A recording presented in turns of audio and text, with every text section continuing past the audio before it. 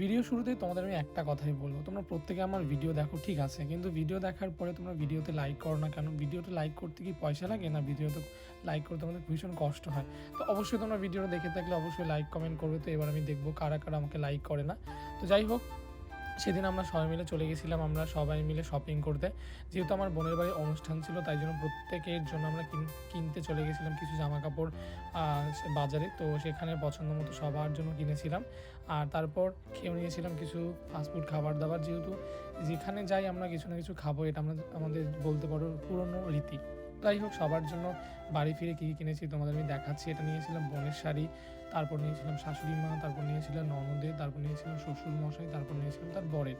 তো সবার জন্য প্রত্যেকের জন্য শপিং করা হয়েছিল, যে কাকে ছেড়ে কাকে বাদ দেবো, তাই সবার জন্য নিয়েছিলাম।